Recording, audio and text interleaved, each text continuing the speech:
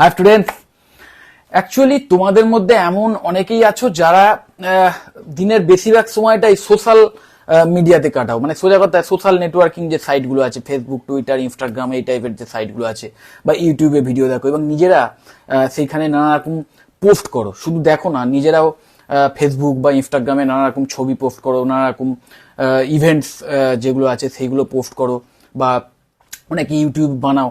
আমার মতো এরকম ছোটখাটো চ্যানেল ক্রিয়েট করে নিজেদের কোনো ক্রিয়েটিভ ব্যাপার স্যাপার বানাও এবং নিজের যে ক্রিয়েটিভিটি সেটা সারা পৃথিবীতে ছড়িয়ে দেওয়ার চেষ্টা করো। বিভিন্ন রকম ভিডিও তোমরা বানাতে পারো বা বিভিন্ন রকম ছবি তুলে সেইটা তোমরা আপলোড করতে পারো ফেসবুক, টুইটার। আজকে মানে কেউ যদি চায় যে আমি আমার কোনো কাজ, সেই কাজটাকে আমি পৃথিবীতে ছড়িয়ে দিতে চাই, তাহলে তার জন্য আগে একটা যেমন বাউন্ডারি ছিল বা একটা বাউন্ডেশন ছিল, সেটা এখন নেই। তো যে প্রত্যেকের হাতেই মোবাইল আছে, ইন্টারনেট আছে এবং এই সমস্ত সোশ্যাল নেটওয়ার্কিং সাইটগুলো ফ্রিতে শেয়ার করা যায়। যত খুশি ছবি শেয়ার করতে পারবে, যত খুশি ভিডিও শেয়ার করতে পারবে। কিছু কমিউনিটি গাইডলাইন আছে, সেইগুলো মেনে চলে তুমি যদি পোস্ট করো, ছবি পোস্ট করো, কোনো রাইট আপ পোস্ট করো বা ধরো কোনো ভিডিও পোস্ট করো, তাহলে তাতে কোনো বাধা নেই। বিনা খরচায় বলতে গেলে তোমরা কিন্তু সেইগুলো পোস্ট করতে পারো। কিন্তু তোমাদের মধ্যে এমন আবার অনেকে আছো যারা এইটাকে ভালোবাসো, মানে যারা ক্রিয়েটিভ ভাবে নানা রকম ছবি তুলতে ভালোবাসো, মানে যারা ফটোগ্রাফিতে ভীষণ ইন্টারেস্টেড এবং বিভিন্ন জায়গায় গিয়ে ছবি তুলে, সেটা কোনো ওয়েডিং সেরিমনি হোক বা বিভিন্ন জায়গায় বেড়াতে গিয়ে হোক বা লোকাল জায়গাতেই কোনো অফবিট জায়গা, মানে লোকাল এরিয়াতেই কোনো অফবিট জায়গা বা কোনো মানে আর্টিস্টিক ছবি, সেইগুলো ছবি তুলে বিভিন্ন মানে সাইটে, ইনস্টাগ্রাম বা ফেসবুকে পোস্ট করতে চাও। এবং কারণ তোমাদের মধ্যে সেই কোয়ালিটি রয়েছে, তোমার সেই প্যাশন রয়েছে, দারুণ ভালো ছবি তুলতে ভালোবাসো, বা অনেকে আবার ভালো আঁকতে পারো এবং সেই সেটাকেই ইনস্টাগ্রাম বা ফেসবুকে তোমরা পোস্ট করো এবং তোমরা চাও যে যাতে তোমাদের আর্টওয়ার্ক দেখে সবাই প্রশংসা করুক এবং তোমরা সেখান থেকে আর্নও করতে চাও ভবিষ্যতে। আবার অনেকে ইউটিউবে, এই আমি যেমন ছোটখাটো একটা ইউটিউব চ্যানেল খুলেছি, ঠিক এইরকম একটা ইউটিউব চ্যানেল খুলে সেইখানে নিজেদের কন্টেন্ট ক্রিয়েট করতে থাকো এবং নানা রকম সেটা কোনো হাসি ঠাট্টা রঙ্গ তামাশা নিয়ে কোনো ভিডিও হতে পারে, বা কোনো গান হয়তো তুমি ভালো গাও, সেই গানটাকে তুমি ভিডিও করে ছাড়তে পারো, বা আবার কোনো রকম অভিনয় করে 2-3 জন মিলে অভিনয় করে ছাড়তে পারো। এরকম নানা রকম নিশ্চয়ই তোমাদের মধ্যে আছে এবং তোমরা অনেকে আছো যারা সিরিয়াস, যারা এইটাকে ভবিষ্যতে কেরিয়ার হিসেবে বেছে নিতে চাইছো।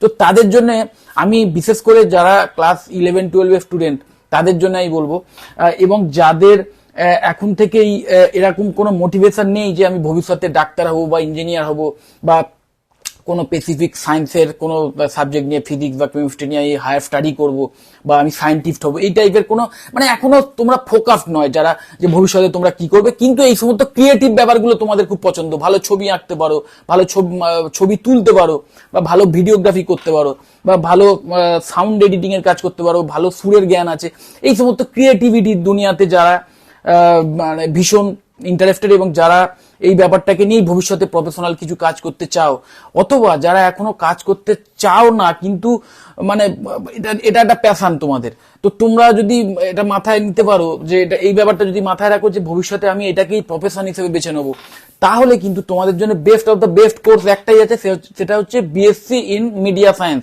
নিজের প্যাশনটাকেই প্রফেশনে পরিণত করার একটা অসাধারণ কোর্স। কিন্তু এই কোর্সের মধ্যে এই যে গুণগুলো বললাম, যে ফটোগ্রাফি, তারপর ধরো ভিডিওগ্রাফি, বা ধরো তুমি যখন ধরো এই ভিডিও করতে চাইছো, কোনো রকম মানে অ্যাঙ্কর হতে চাইছো, বা ধরো ইউটিউবে কোনো ভিডিও ছাড়তে চাইছো, সেখানে ভালো করে কথা বলতে হয় এবং অ্যাঙ্করিং টাইপের কাজ করতে হয়, বা বিভিন্ন রকম তোমাদের যদি জার্নালিজমের শখ থাকে, যে আমি ভবিষ্যতে সাংবাদিক হতে চাই বা ভালো মানে নিউজ পেপারে রাইট আপ লিখতে চাই, বা আমি এডিটার হতে চাই, এই টাইপের যদি ইন্টারেস্ট থাকে, বা ধরো যদি তুমি সিনেমাতে ইন্টারেস্টেড হও, যে আমি সিনেমাটোগ্রাফি শিখবো, বা আমি স্ক্রিন প্লে রাইটার হব, বা ভবিষ্যতে আমি ডিরেক্টর হতে চাই, বা এডিটার হতে চাই, বা সাউন্ড এডিটার হতে চাই, বা অ্যাক্টিং শিখতে চাই, এই সমস্ত কিছুগুলোই কিন্তু এই সমস্ত যা বললাম সব কিছুগুলো একটা কোর্সের মধ্যেই শেখানো হয়। সেটা হচ্ছে বিএসসি ইন মিডিয়া সায়েন্স।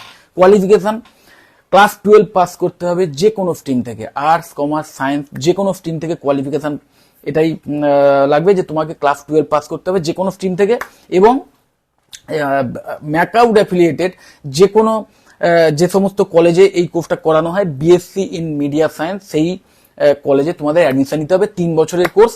আবার এই বছর নতুন শিক্ষাবর্ষে হয়তো ওটা 4 বছরের হয়ে যেতে পারে।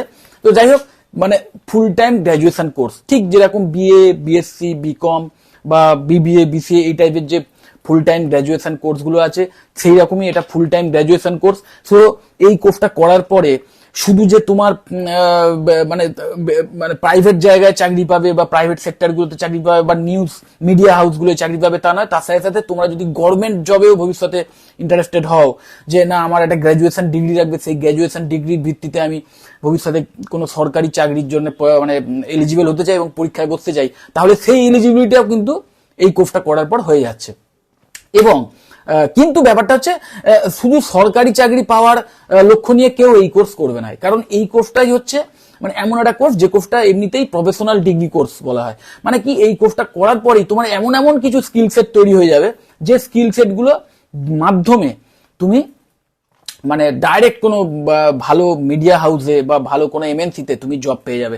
আর ম্যাক্সিমাম কলেজেই, যেসব কলেজে এই কোর্সটা করানো হয়, সেখানে কিন্তু ফাইনাল ইয়ারে ঠিক যেরকম বিটেকে প্লেসমেন্ট ড্রাইভের আয়োজন করা হয় বিটেক কলেজগুলোতে, ঠিক সেই রকম এই সমস্ত মানে এই কোর্সটাও যে সমস্ত কলেজে করা হয়, তাদের মধ্যে বেশ কিছু কলেজে প্লেসমেন্ট ড্রাইভের আয়োজন করা হয়, মানে ক্যাম্পাস প্লেসমেন্টের ব্যবস্থা করা হয়, এবং তার মাধ্যমেই কিন্তু তোমরা সিলেক্টেড হয়ে যেতে পারো যদি তোমাদের সেই কোয়ালিটি থাকে। প্লাস তোমাদের অবশ্যই ভালো করে পড়াশোনা করতে হবে, রেজাল্ট ভালো করতে হবে। মনে রাখবে, তোমার মধ্যে কোয়ালিটি থাকতে পারে, কিন্তু কোনো জায়গায় যদি চাকরি করতে যাও, বিশেষ করে কোনো এমএনসিতে বা কোনো মিডিয়া হাউসে, সেখানে কিন্তু একটা সার্টিফিকেশনের দরকার হয়, বিশেষ করে যদি তুমি ফ্রেশার্স হও। তুমি যদি ফ্রেশার হও, তাহলে একটা কোম্পানি যতক্ষণ না তুমি একটা সার্টিফিকেট দেখাচ্ছ কোনো মানে বিশেষ করে সেটা যদি কোনো গভর্নমেন্ট অ্যাফিলিয়েটেড কলেজ হয় বা মানে গভর্নমেন্ট ইউনিভার্সিটির অ্যাফিলিয়েটেড কোনো কলেজ হয়, তাদের যদি কোনো সার্টিফিকেট তুমি দেখাতে পারো, তাহলে কিন্তু যে কোনো প্রাইভেট সংস্থার ক্ষেত্রে আরো বুঝতে ইজি হয় যে না, তোমার মধ্যে কিছু কোয়ালিটি রয়েছে বা তুমি এর জন্য পড়াশোনাটা করেছো। কারণ ফ্রেশারদের ক্ষেত্রে একটা মিডিয়া হাউস বলো বা কোনো এমএনসি বলো, তাদের বুঝে ওঠা সম্ভব নয়। সো হয়তো তোমার ফটোগ্রাফির খুব ভালো আইডিয়া আছে, দারুণ তুমি মাস্টার, কিন্তু তোমার কোনো সেই বিষয়ে প্রফেশনাল ডিগ্রি নেই। সেক্ষেত্রে যদি তুমি ফ্রেশার হও, তাহলে কিন্তু এই সমস্ত জায়গায় চাকরি পাওয়াটা একটু প্রবলেমেটিক হয়ে যাবে। এবার শুধু ওই ডিগ্রির জন্যই যে মানে পড়াশোনাটা দরকার তা নয়, যে কোর্সটা করতে হবে ডিগ্রিটা পাওয়ার জন্যই, সেটা কিন্তু নয়। তার সাথে সাথে যে সমস্ত ইনস্টিটিউটে এই কোর্স করানো হয়, তার মধ্যে বেশ কিছু কলেজ এমন আছে যেখানে কিন্তু প্রফেশনালদের নিয়ে এসে ক্লাস করানো হয়। মানে সোজা কথায় তোমার ফ্যাকাল্টিরা তারাই কিন্তু অলরেডি এই সমস্ত মিডিয়া হাউসগুলোতে কাজ করছে, তারা অলরেডি সেই মিডিয়া হাউসে চাকরি করে বা সেখানে কোনো প্রফেশনাল কাজকর্ম করে। সে as a part time professor বা as a part time lecturer এসে হয়তো সেই ইনস্টিটিউটে পড়াচ্ছে। সো বুঝতেই পারছো, সেই সমস্ত প্রফেশনাল লোকজনের থেকে ডাইরেক্ট তোমরা শেখার সুযোগ পাবে। সো আমি বারবার বলবো যে যদি তোমাদের এই সমস্ত মানে স্কিল সেট নিয়ে ভবিষ্যতে চাকরি করার ইচ্ছে থাকে এবং নিজের প্যাশনগুলোকে আরো ফ্লারিশ করে ভবিষ্যতে সেটাকে প্রফেশনে পরিণত করার ইচ্ছে থাকে, তাহলে অবশ্যই বিএসসি ইন মিডিয়া সায়েন্স এই কোর্সটায় তোমরা অ্যাডমিশন নিতে পারো।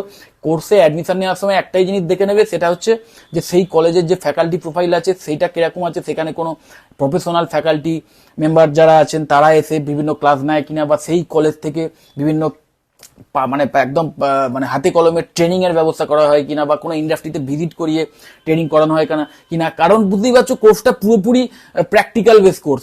মানে তোমাকে ছবি তুলতে হবে, তোমাকে হাতে কলমে ছবিটা কিভাবে তুলতে হবে সেটা একদম ফটোগ্রাফারের হাত থেকে যদি শিখতে পারো সবচেয়ে ভালো হবে। যদি তুমি ভালো করে জার্নালিজম শিখতে চাও, তাহলে অবশ্যই একজন প্রফেশনাল জার্নালিস্টের কাছ থেকে যদি তুমি শিখতে পারো যে কিভাবে জার্নালিজম করতে হয়, সেটা আরো বেটার হবে। যদি তুমি অ্যাঙ্কর হতে চাও, তাহলে একজন যে প্রফেশনাল অ্যাঙ্কর তার থেকে যদি তুমি শিখতে পারো, তাহলে আরো ভালোভাবে তুমি বুঝে উঠতে পারবে যে কিভাবে একটা নিউজ রিড করতে হয়। সো এই সমস্ত কোয়ালিটি সবগুলোই কিন্তু প্র্যাকটিক্যাল নির্ভর। সো ট্রেনিংটা, বিশেষ করে প্র্যাকটিক্যাল ট্রেনিংটা ভীষণ ইম্পর্টেন্ট। সো যে কলেজে এইসব কোর্স করতে যাবে, সেই কলেজের প্র্যাকটিক্যাল ট্রেনিং এর সিস্টেম কতটা ভালো, সেখানে অভিজ্ঞ ফ্যাকাল্টি আছে কিনা, এইগুলো অবশ্যই দেখে নেবে। এবং সেখানে ফ্রিতে বুক ব্যাংক ফেসিলিটি রয়েছে কিনা, মানে লাইব্রেরি থেকে 7-8খানা বই বাড়ি নিয়ে গিয়ে পড়ার ব্যবস্থাটা রয়েছে কিনা সেটা দেখে নেবে। কারণ এইখানে এই সমস্ত কোর্সের ক্ষেত্রে যে বইগুলো আছে সেগুলো খুব দামি দামি বই, সেগুলো সব কিনে পড়তে গেলে প্রচুর টাকা খরচ হয়ে যাবে। তো তার চেয়ে আমি বলবো, যদি এমন কোনো কলেজে অ্যাডমিশন নাও যেখানে বুক ব্যাংক ফেসিলিটি রয়েছে, তাহলে অবশ্যই সেটা বেটার হবে। তার সাথে সাথে আমি বলবো অবশ্যই আর একটা জিনিসও দেখে নেবে, যে সেটা হচ্ছে সেই কলেজের যে প্লেসমেন্ট ডিপার্টমেন্ট সেটা কতটা এফেক্টিভ, মানে অ্যাক্টিভ হয়ে যাওয়া। মানে প্রতি বছর বিভিন্ন এমএনসি নিয়ে এসে বা বিভিন্ন মিডিয়া হাউস নিয়ে এসে প্লেসমেন্ট ড্রাইভের আয়োজনটা আদৌ করা হয় কিনা সেটা অবশ্যই দেখে নেবে। কারণ এমন অনেক কলেজ আছে যারা হয়তো প্রচুর প্লেসমেন্ট হয় রেকর্ড দিয়ে দেবে, কিন্তু হয়তো খেয়াল করে দেখবে যে হয়তো প্রতি বছর ঠিকমতো প্লেসমেন্ট ড্রাইভের আয়োজনটাই তারা করতে পারে না। হয়তো প্রিভিয়াস 3-4 বছর আগেকার বছরের যে মানে প্লেসমেন্ট ডেটা সেইগুলোকে পুট করে একসাথে একটা হিউজ প্লেসমেন্টের মানে পার্সেন্টেজ দিয়ে দেয়, আর অনেক ক্ষেত্রে এটা ফেকও দেয়। তো সেই ব্যাপারটা কিন্তু জেনে নেবে, জেনে নিয়ে যে সমস্ত কলেজে অ্যাফোর্ডেবল ফিজ, অবশ্যই এটাও খুব ইম্পর্টেন্ট একটা পয়েন্ট, যে অ্যাফোর্ডেবল ফিজ যে সমস্ত কলেজে আছে সেইগুলোকে চুজ করবে। কারণ আননেসেসারি প্রচুর টাকা দিয়ে খরচ করে তুমি একটা মানে হাইফাই, মানে তুমি যদি এরম ভাবো যে যেখানে প্রচুর টাকা ফিস সেখানেই আমি ভালো শিখবো, এটা সম্পূর্ণ ভুল ধারণা। এমন অনেক কলেজ আছে যেখানে কিন্তু অ্যাফোর্ডেবল ফিজের মাধ্যমে যা যা কোয়ালিটি বললাম সবগুলোই প্রোভাইড করে।